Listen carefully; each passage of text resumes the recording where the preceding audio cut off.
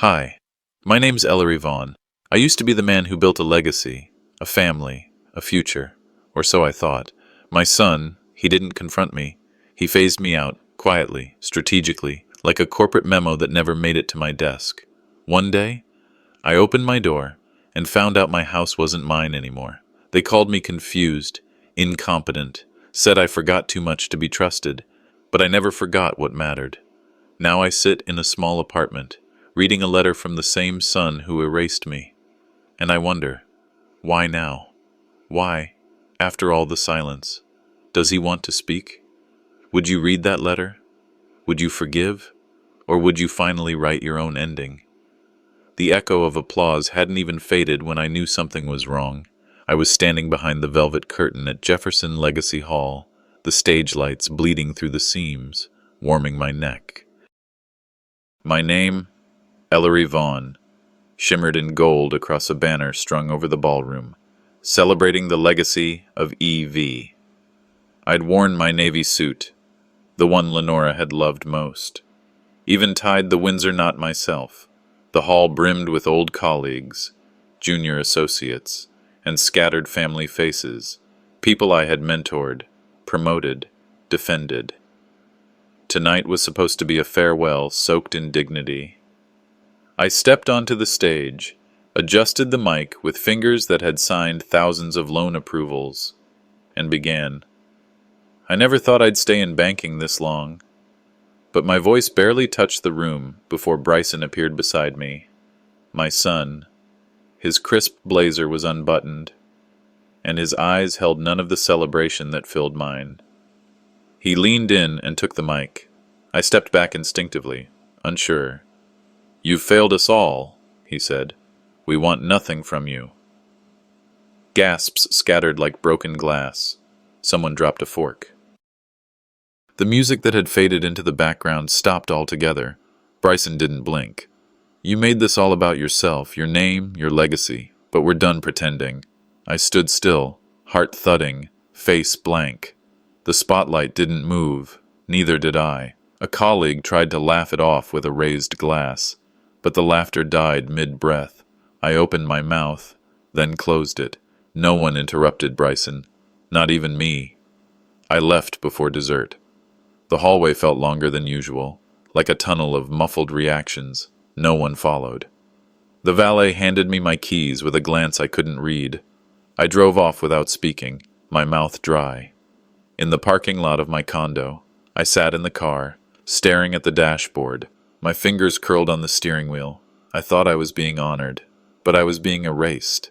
Later that night, after I'd taken off the suit and folded it like a memory, I opened my desk drawer. Inside was the nameplate that had sat on my office door for 22 years. I turned it over in my palm. My phone buzzed. A notification from Bryson. A photo. The party still in motion. Him on stage with my banner blurred behind him. Captioned, "The End of a Legacy." Comments followed fast. "A new era begins. Bryson for the future. No more dead weight." I didn't comment. I didn't reply. I didn't sleep. At sunrise, I drove to the bank building. Saturdays meant quiet lobbies and empty elevators. I walked past the receptionist's desk. She looked up, startled. "Mr. Vaughn," she stammered. Sorry, I didn't know you were coming." "I'm just here for a moment," I said. I went straight to the wall of framed portraits, past presidents, directors, legacy names. Mine was supposed to be added last night. It wasn't there. In its place was a new image. Bryson, arms folded, chin up, set against a bold blue background. Underneath, the plaque read, "Visionary Leader, Bryson Vaughn." I didn't ask. I didn't need to. "They fast-tracked the update," the receptionist offered gently, eyes down. I think they meant well. I nodded once and left. The doors closed behind me with a whisper of finality. So that's how it is. I walked to the tall glass window at the end of the hall. From there, I could see the rooftops of the city I'd helped finance, every corner of it threaded with memories of deals made, homes saved, businesses launched. It used to feel like mine.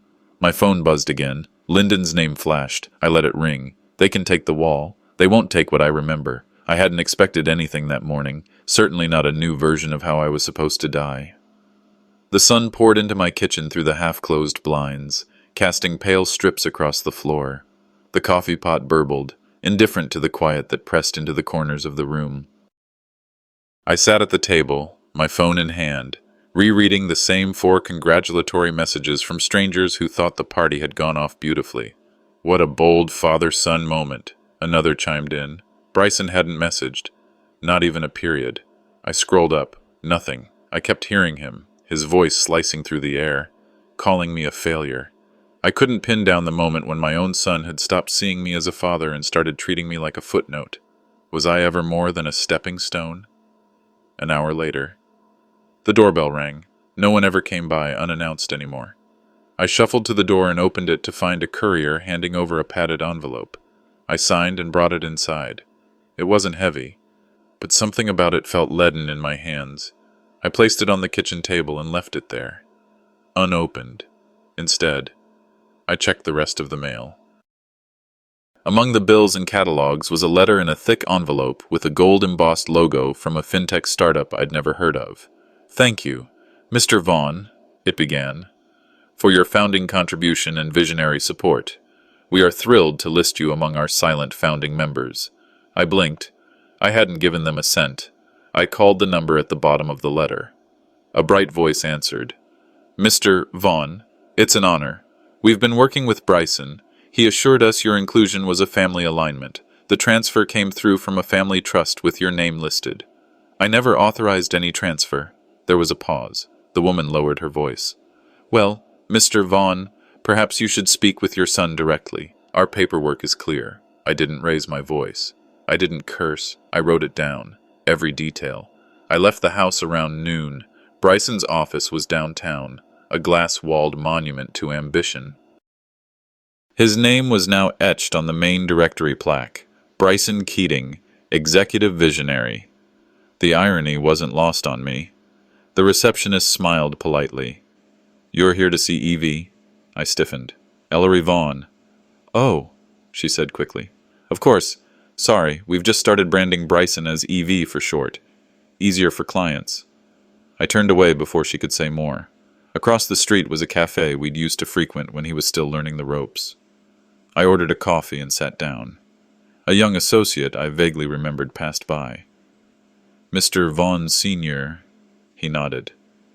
"That speech last night. Wow. Bryson's ushering in a whole new era. Huh. A real generational shift." I gave him a tight smile. "Legacy isn't something you rebrand, it's something you earn." He blinked, mumbled something, and walked off. I sat there long enough for my coffee to go cold. By late afternoon, I found myself wandering the hallways of my old building. The floors gleamed as always. But the walls had changed. The plaque that once held my image had been removed. Now there were backlit panels showing Bryson's photo, captioned, "Executive Visionary." Again and again. The same branding. There was no sign that I had ever been here. I stopped in front of an empty space where a dedication used to hang. I reached out and let my fingertips brush the wall. My throat tightened. No ceremony. No farewell. Just disappearance. I pulled out my phone and scrolled to Wardell's contact. He was more than my legal advisor. He had known Lenora, had held our hands when we nearly lost the house in '98. He picked up on the first ring. "It's starting," I said. "I'll be at your house tomorrow," he replied. No questions, no delay. That night, I sat at my desk.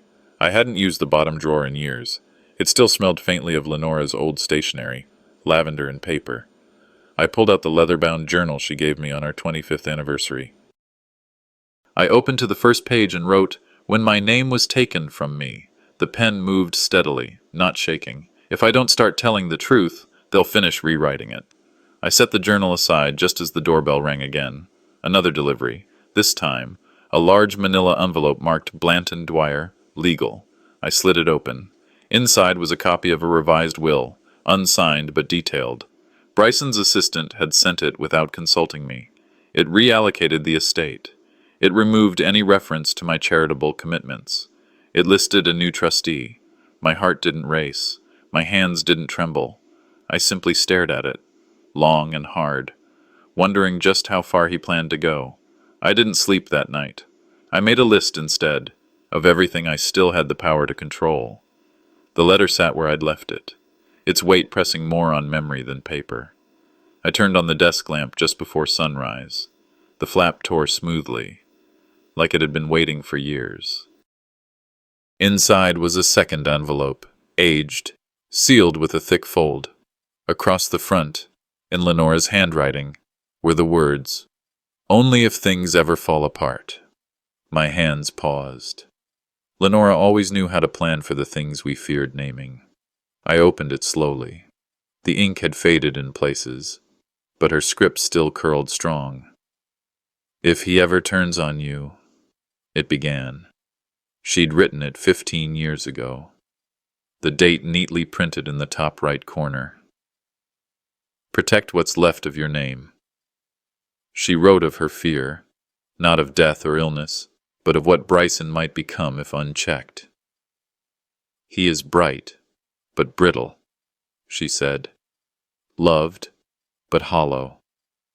And I've seen how he looks at legacy, as something to conquer, not carry."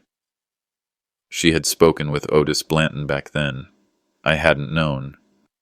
"Otis once warned me," she wrote. "He saw Bryson at college, how he moved people like chess pieces, not friends."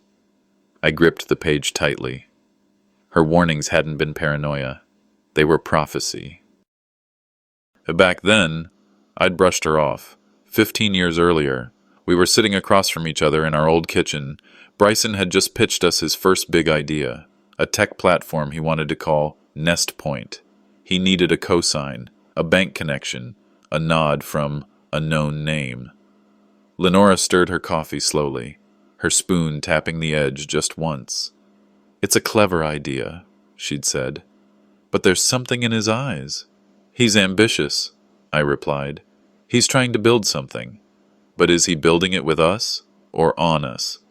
I had laughed, the way men do when they don't want to think too hard. "You're overthinking it." In the present, I wished I could go back and shake that man at the table. I mistook ambition for love. The letter sat open on my lap when I called Otis Blanton. I hadn't dialed his number in more than a decade. The phone rang once. "Been waiting for this call for years," he said. His voice was warm and tired. I could hear the whir of a ceiling fan in the background. "You still in Roanoke?" I asked. "Never left. You coming?" "I need to." There was a pause. "I kept something. A file. Just in case it ever came to this." We agreed to meet the following week. Later that day. I put on my Sunday coat and walked to church. I didn't go for God. I went because routine has a way of dulling pain. The parking lot was full. The entry doors propped open. Inside, I nodded at familiar faces, faces that didn't nod back. A pair of women whispered as I passed. "I heard Bryson said he was always more of a father to himself," one said. The other scoffed. "Can't blame him, really. Ellery always was cold." Their words stung, not because they were original, but because they weren't. They were rehearsed, fed. I didn't stay for the sermon. I slipped out during the first hymn and walked the long way home. At the front door, I hesitated. The apartment was darker than it should have been, not just in light, but in presence. Lenora's voice had been here just hours ago, drawn out in ink. Now it was gone again. I sat down on the edge of the bed and reached for the answering machine. A blinking red light pulsed once, twice. I pressed play. "Grandpa?" It was Lyndon. "Dad said I can't see you anymore. He says you lied." That was all. My body stiffened. I didn't replay it. I just sat there. I'd lost my wife, my voice, and now, my grandson. But not my mind. Silence had become my enemy. So I started speaking, in legal terms. I replayed Lyndon's voicemail 5 times. Each time, I caught something new in his voice. The way he paused before lied. The way his tone dropped when he said, "Everything." I whispered into the quiet kitchen. If I don't act now, the only voice he'll know is his father's. By 9, I was in my car, hands steady, mind clear. Wardell's office sat in a narrow brick building just off Ridge Street. No receptionist greeted me. He buzzed me in directly, as if he already knew. He looked older than last week, grayer, the way good men look when decency keeps surprising them. He placed a thick folder on the table between us. "It's worse than we thought," he said. "That will wasn't just a suggestion. It's been circulated." I leaned in. Circulated to who? To investors, trustees, a private bank. It reallocates everything to Bryson's shell corporations, and it positions you, he paused, as mentally impaired. I didn't flinch. "That's slander." "It's strategy," he replied. "I've seen it in boardrooms, but from a son?" He slid over a document. I scanned the lines. Legalese dressed up like concern. Diminished capacity. Early cognitive erosion. Lack of fiduciary awareness. I set it down, more disgusted than surprised. We moved on. Wardell opened a laptop. "There's more. Look here, University of Virginia's FinTech Incubator Donor Registry." I squinted at the page. My name was there. Founding Family Donor, EV. He clicked through. Donation made through Keating Ventures, LLC. Authorized via dormant power of attorney you signed in 2012. "Dormant," I repeated. "They reactivated it last month," he said. "It was buried in a clause. You wouldn't have noticed unless you were looking." I exhaled slowly, rage simmering just beneath the surface. I returned home and didn't sit. I stood at the counter and called the incubator directly. A woman named Claire answered. "I'm calling regarding the EV family donation." "Oh, of course. Mr. Vaughn. We're so honored. I never made that donation." Silence. We received ID verification, a recorded voice confirmation. We matched. My spine straightened. "He recorded me," I said, "years ago. Didn't he?" I can't speak to that," she stammered. "But you're still using my name," I said. "You'll want to reconsider." I hung up. I didn't feel triumphant, just steady, focused. That night, Wardell and I worked until nearly midnight. We drafted a counter-declaration, itemized timelines, and listed every questionable document Bryson had floated. We gathered scanned copies, notarized letters, bank correspondence. It was the kind of prep you did before a war, not a family dinner.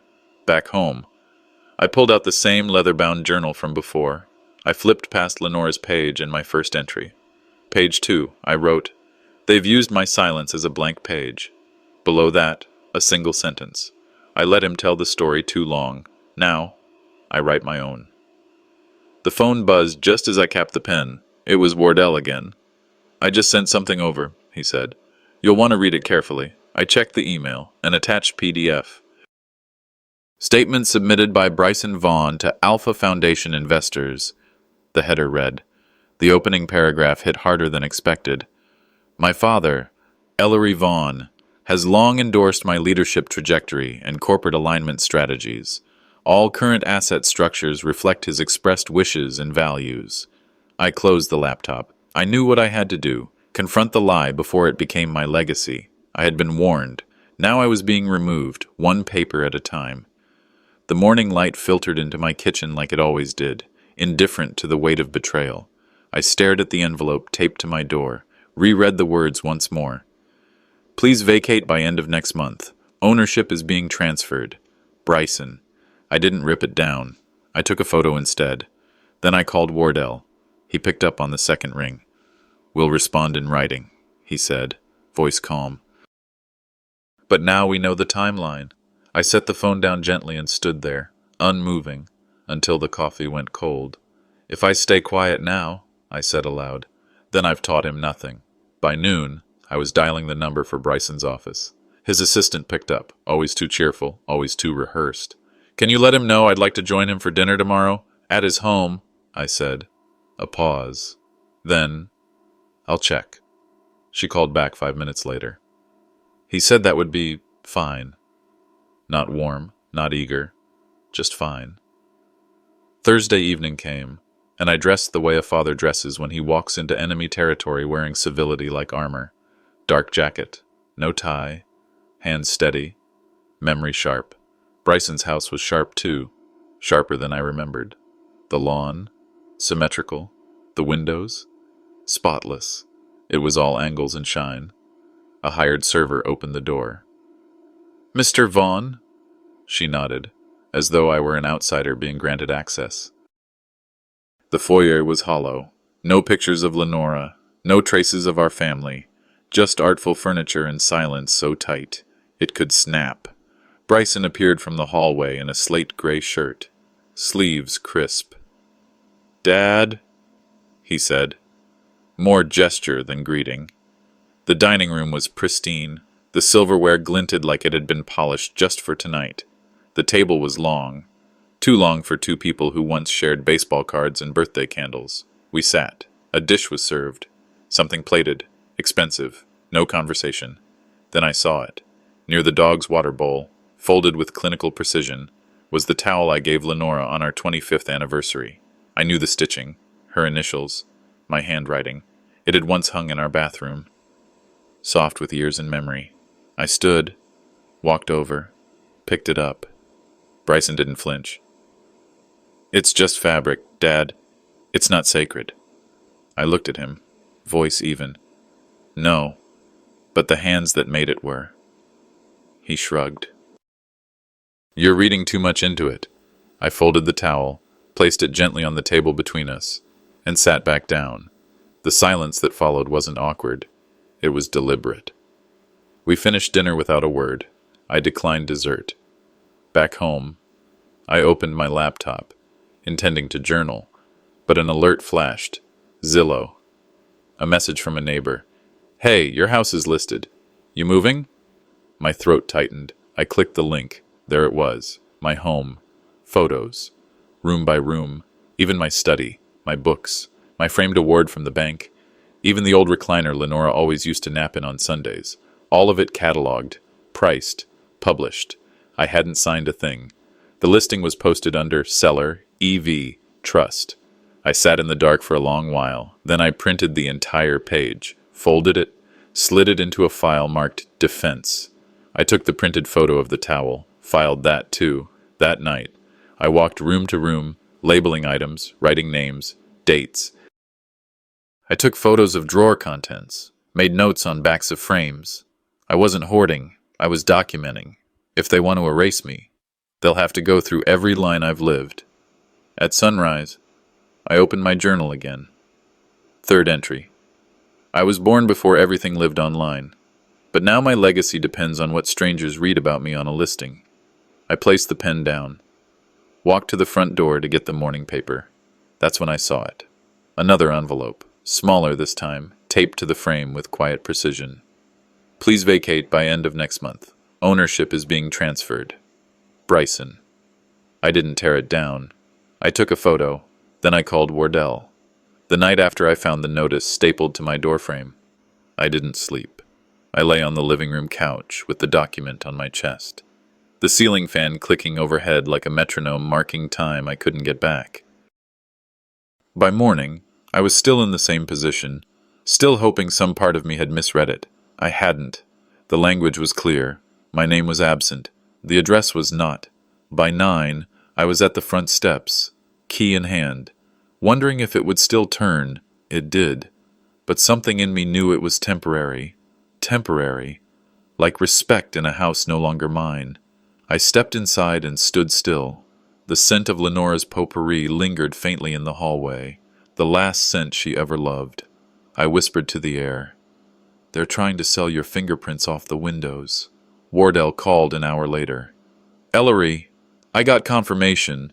Bryson used the power of attorney you signed back in 2014, before Lenora passed, to file for a mortgage under his name." I didn't move. My hand rested on the counter near Lenora's old ceramic coffee mug, still sitting where she last left it. "He planned this before the party, didn't he?" There was a pause. "Ellery, this wasn't impulsive. This was orchestrated." I walked into the kitchen, every step echoing like footsteps in a museum. The table held my unopened tax forms and the retirement plan I never got to execute. Just last month, Bryson had told me, "Dad, don't stress about paperwork, I'll help you." And he did. He helped himself. The betrayal didn't sting the same way it had at the party. This time, it burned slower, deeper. That afternoon, Wardell sent over a PDF marked confidential. I printed it at the library. My home printer had given out years ago and Bryson never replaced it. The document was a leaked internal strategy from Keating Holdings. Subject line, Q3 transition strategy, phase out EV. It was systematic. Erase me from press kits. Remove photos from legacy presentations. Publicly shift the firm's image away from nostalgic ties. Reassign properties, like the house I built with my own hands, to appear like fresh assets. I printed every page, highlighted every verb, folded it slowly, and filed it under a manila folder labeled Contingency. In the silence that followed, I picked up a pen and opened a notebook. Page 1. Things that came before him. I walked through each room, listing objects by memory and touch. The porch swing Lenora loved. The garden spade she sharpened every spring. The framed certificate of the first bank I helped open. Wardell's voice from earlier echoed in my head. We can try to freeze the transfer, possibly invalidate the POA. I didn't respond then, but now I knew. These weren't just belongings. They were testimony. Proof that I existed here long before Bryson's ego needed to rewrite my story. That evening, I opened the old safe Lenora insisted we keep. Inside were letters, insurance copies, a watch I hadn't worn since her funeral. I pulled out a flash drive, sat down with it, hit record. My name is Ellery Vaughn. If you're listening to this, it means someone tried to silence me. Don't let them. Lyndon, if this ever reaches you, know this. I was never weak. Just quiet. That was my mistake. I clicked save, placed the drive between Lenora's letters and the deed I never should have handed over. Later that night, the landline rang. It was Wardell again, his voice tense. Bryson's lawyer filed a gag order, effective immediately. You're barred from making public commentary about Keating Holdings or its affiliates. I laughed, a small, bitter sound that startled me with its own clarity. He's afraid, I said. Afraid of what? Of what comes next. I walked back to the front window. From where I stood, I could see the corner of Lenora's garden bed, still brown from winter, waiting, just like me. He taught me silence. I was ready to teach him what it means to be heard. The manila envelope arrived Sunday morning, tucked in the mailbox like an afterthought.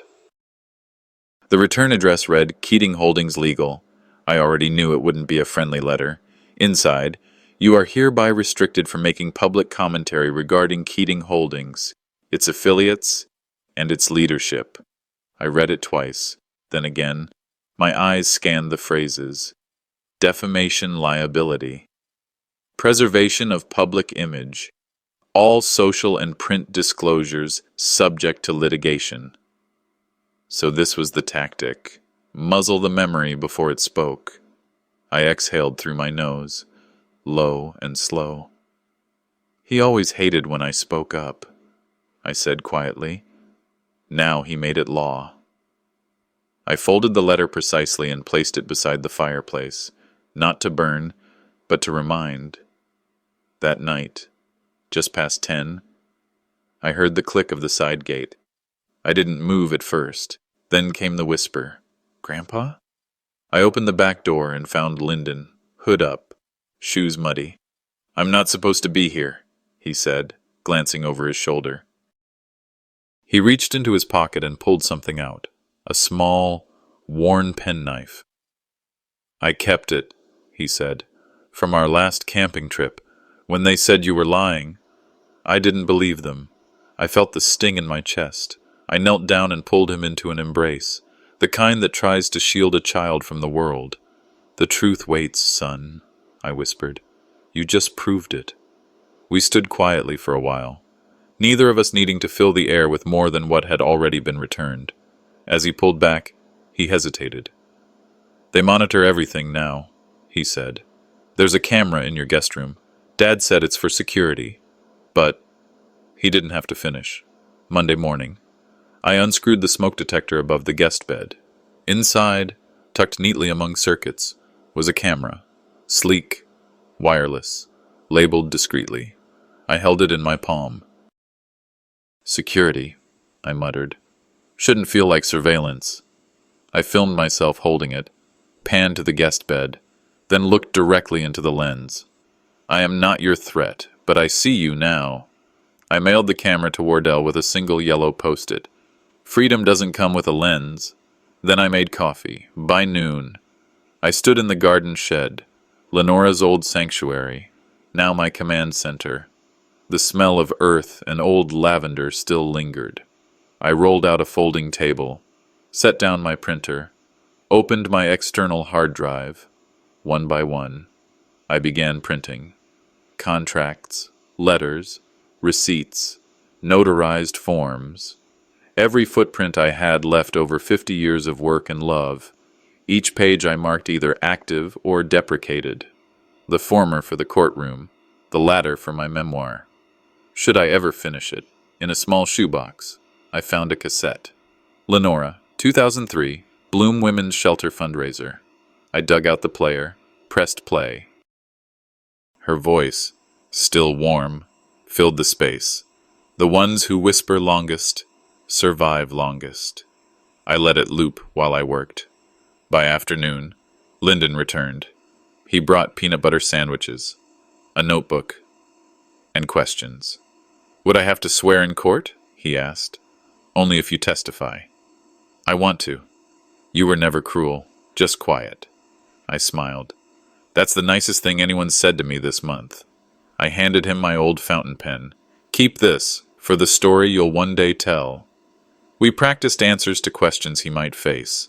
Not rehearsed, just honest. What did Grandpa teach you? That not all good men are loud. As dusk settled, he hugged me again. Then he slipped out the back, avoiding the sensors Bryson had no doubt installed. I walked through the front of the house and turned on the porch light. That's when I saw it, a black Mercedes. Bryson, he parked slowly, deliberately, as if to say, I'm not hiding. And I didn't hide either. I stood at the door. They used my silence to define me. Let's see how they handle my voice. The knock came like a judge's gavel. I opened the front door. The late summer air clung to the porch, thick with anticipation. Bryson stood there in his usual tailored shirt, jaw set, briefcase in hand. We're past the point of negotiation, he said. He stepped in without waiting for my response, the way men do when they've confused power with permission. I didn't flinch. You're still my son, but I'm no longer your pawn. He handed me a manila envelope. Inside, a formal notice of his intent to have me declared legally incompetent. Your recent erratic behavior, the cameras, the claims, the visits to that lawyer, puts our family's assets at risk, he said, eyes like slate. I read each word slowly. Legalese meant to gut me, wrap me in implications of frailty and confusion. I looked up. You've waited your whole life to erase me, I said. This is just your paperwork. He didn't respond. He didn't need to. The silence had become his favorite weapon. He left the way he came, decisive, detached, but I wasn't shaken. Not this time. The next morning, I was at Wardell's office. I handed him the envelope. He's going for incompetency. Wardell didn't blink. Otis sent the audio last night. You need to hear this. He pressed play. Bryson's voice filled the room, smug and unfiltered. The old man won't know what hit him. We framed the whole thing as cognitive drift. Investors love a good transfer of power story. Makes them feel insulated. Then laughter. Other voices agreeing. Wardell paused it. He staged the incompetence and bragged about it. I didn't nod, didn't gloat. I just said, let's begin. We started drafting the counter-declaration, medical records, letters of coherence, witness testimonies, Otis's tape, Lyndon's statement, surveillance camera footage, the gag order. The forged listings, every seed he'd sown was now growing roots in my defense. We don't just defend your competence, Wardell said. We reveal his manipulation. I looked at him, steady. Exactly. We worked through lunch, through calls, through strategy. Each paper laid out like a brick on a path I should have walked sooner. Then Wardell asked the question, "Do you want this private or public?" I leaned back. He made it public when he used my name to build his. Now I take it back, one sentence at a time. By late afternoon, the clerk called. Hearing confirmed, Friday, 10 a.m. I opened my notebook, the one where I tracked every offense. I wrote the date in bold, and below it, a line that didn't feel like a vow, but a fact. I won't prove I'm sane. I'll prove he hoped I wasn't. The courtroom smelled faintly of old paper and polished wood. I walked through the front entrance with Lyndon at my side. My suit had been ironed the night before. My shoes shined like I was attending something sacred. Lyndon didn't let go of my arm, his steps slow and deliberate. His presence was permission, granted by the court, but his resolve needed none. Across the aisle, Bryson entered with 2 lawyers in step behind him. Their briefcases were full. Mine was memory. Judge Sandler adjusted her glasses as we took our seats. She looked tired, probably had seen too many families trying to destroy each other by the letter of the law. They came in with folders, I thought. I came in with what couldn't be filed. When Lyndon took the stand, he didn't tremble. The courtroom hushed. He never raised his voice, he said, looking directly at the judge. He never tried to win. He just waited until I could see. Bryson's attorney stood. Objection. Emotional speculation. The judge waved him off. He's answering the question. Lyndon continued, softer now. My dad told me to stop calling him Grandpa, but I never did. The room shifted. Murmurs, eyebrows raised. Bryson's jaw clenched. I felt no victory, just vindication. Judge Sandler's ruling came before lunch. This court finds insufficient evidence of incompetence. The petitioner's claims appear speculative and potentially retaliatory. I exhaled. She looked at me. Mr. Vaughn, you retain full legal and financial autonomy. Bryson's face didn't change, but his lawyers began whispering. By evening, I was standing in front of a microphone again, but this time at the community hall where the Charlottesville Foundation Gala was underway. Bryson had submitted promotional material for the event. He'd used my name again, this time branding me as a proud supporter of the next generation. I walked to the podium, lifted the mic. No notes. I don't remember authorizing that statement, I said. But I do remember raising a man who forgot what truth sounds like. I stepped away. The microphone stayed live, my breath still echoing faintly. There was a beat of silence. Then someone clapped, then 2, then the room. It wasn't for me, not exactly. It was for what people knew but hadn't heard aloud until now. By morning, the clip was circulating on local news. Headlines: Father of financier pushes back at incompetency claims. Wardell called while I was making coffee. It's moving, he said. Not just legally, morally. That carries farther. By noon, 2 board members from Bryson's advisory team had resigned. The story wasn't just mine anymore. It was becoming theirs too. That night, as I put away the last dish, I checked my phone. Missed call. Bryson. No voicemail. I didn't call back. I wasn't ready to hear him. I was finally hearing myself. The apartment was smaller than the house, but it held less air to fill with memory. I slid the final moving box against the wall and exhaled, sweat rising at my collar. This silence didn't echo, it settled. I didn't miss the grand staircase or the vaulted ceiling. I missed none of the echoes that never answered back. Lenora's quilt found its place over the armchair. Her garden shears rested on a shelf beside Lyndon's toddler photo. He wore overalls and a jam-smeared smile. They took the house, I murmured, but they didn't take what mattered. At the community center down the block, I found a flyer for a writing group. I'd never written publicly before. Still, the room was warm, the chairs mismatched. I read my piece. The man who chose to speak second. People listened. They clapped. After class, a woman with silver hair leaned over and said, "Next week, bring another." I nodded. Teaching people how to listen without shouting, that was Lenora's art. Maybe it would become mine too. On a clouded Saturday, I unlocked my front door to find balloons floating at head height. Lyndon, Otis, and Wardell stood by the couch, grinning like schoolboys. "It's not your birthday," Lyndon said, "but it's the day I realized you never stopped being mine." We ate chili Otis made, out of old ceramic bowls. We laughed about nothing and everything. Lyndon handed me a flat box. Inside was a sketch, the porch swing from our old house, Lenora's initials carved in the wood. I stared at it.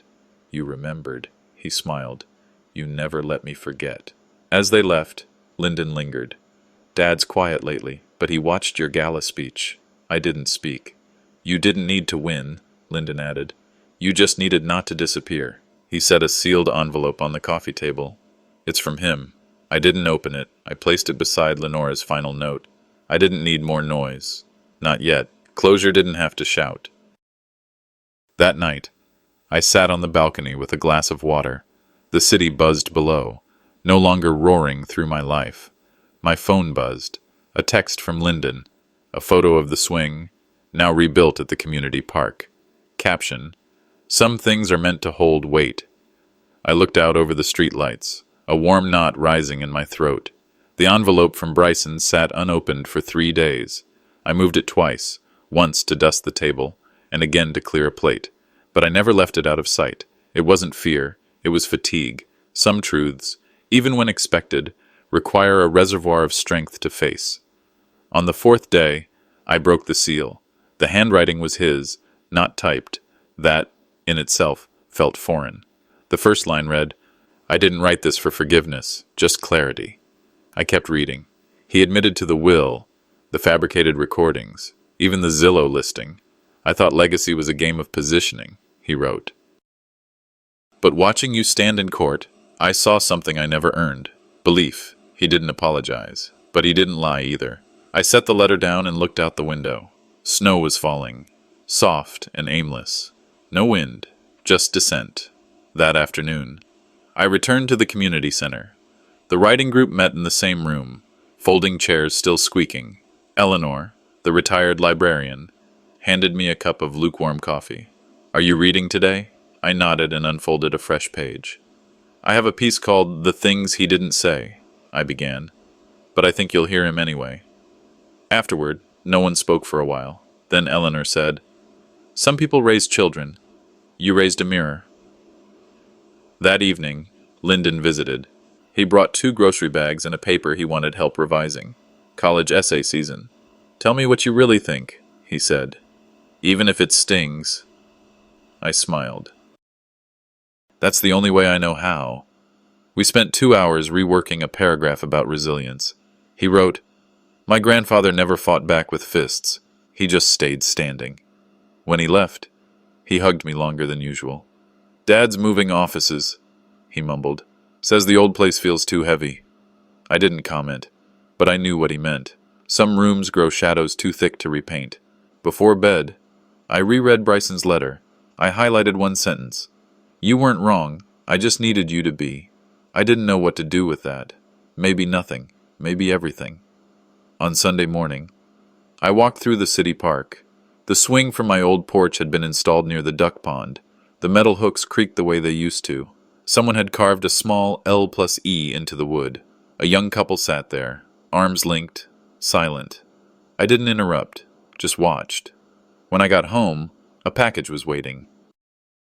Inside, a hard-covered journal, gold-edged, and a note from Wardell. "You should write the whole thing down," it said. "Not for them, for you." I opened the first page and wrote, "There is no perfect closure, just the strength to leave a door ajar and keep walking." The chapter wasn't over, but I was no longer waiting for someone else to finish it. That night, my phone buzzed. A text from Bryson. "Dinner? Just the 2 of us?" I stared at it for a while. Then I replied, "You bring the questions. I'll bring the silence." And somehow that felt like progress. Wardell slid the final document across the desk. "All it needs now is your signature," he said. I looked at the thick packet, pages tabbed, neat as always. The foundation papers, the estate transfer, my legacy, boiled down to names, amounts, and one irrevocable clause. Lyndon would be symbolic custodian, not legal heir. Because integrity is earned, not passed, I'd told Wardell a week ago. We called it the Quiet Legacy Fund, dedicated to supporting seniors estranged from their families, offering resources, shelter, and legal aid, the kind of support I could have used before I found my voice again. I signed with Lenora's pen, the one she'd used for PTA notes and church rosters, the one she'd tucked into my coat pocket the day I retired. When I finished, Wardell nodded solemnly. You've outmaneuvered more than just a son. Ellery, you rewrote your endgame. Later that afternoon, over coffee, Wardell opened his laptop and turned the screen toward me. I found this, he said. A folder labeled Phase Out EV appeared on Bryson's corporate drive, discovered during an investor audit. Inside were slides, timelines, public relations plans, a multi-quarter transition strategy to quietly erase my name from the firm's history. Wardell didn't look angry. He looked tired. It was never just business. It was personal strategy. I stared at the screen. He wrote my ending. I paused, then looked up. I rewrote it. The following Saturday, under a blue and white canopy, I stood behind a podium outside the new community center downtown. Reporters leaned in. Seniors from nearby neighborhoods filled the folding chairs. Lyndon sat in the front row, pen in hand, like he was taking notes for the future. This foundation isn't about revenge, I began. It's about repair. Some people inherit money. Some inherit silence. I chose to break both. My words were clipped and steady. I didn't read from a page. I read from my life. By nightfall, the speech had gone viral. A clip of me standing in that crisp gray suit played on senior advocacy feeds and local news. Someone tweeted, "This man didn't just keep his dignity, he used it to build something bigger." By Monday, Bryson's firm had lost 3 contracts. 2 board members had stepped down, citing ethical misalignment. Investors started asking questions. And for once, Bryson didn't respond with a press release. He stayed quiet. Lyndon texted that night. Told Dad I'm working with you now. He didn't stop me. I stared at the message a while, then typed back, "Let's build something better." The next week, I walked past the old bank building, now half converted into a co-working space. Bryson's photo still hung in the lobby, arms folded, chin lifted. Underneath it read, "Visionary Leader." I slipped a flash drive under the door. Inside it, the original audio tapes, the fund documents, the will, unredacted, untouched. I didn't label it, didn't attach a note. He could choose to ignore it, but it would always be there. I could have buried him in shame, but instead, I made sure he'd have to live in truth. That weekend, I returned to the foundation hall. On the main wall, newly mounted in carved oak, was a quote from Lenora. "When you're quiet long enough, make sure your next words count." I ran my fingers over her name etched beneath it. Then I sat on the bench below and watched as a group of seniors filled out their grant applications. Some had walkers. Some carried folders thicker than mine had ever been. One woman wore a pin shaped like a sunflower. Lenora would have liked that. I didn't need applause. I didn't need revenge. I just needed to know that in the space they tried to erase me from, I'd planted something that would stay. This wasn't the ending Bryson planned for me. It's the one I earned.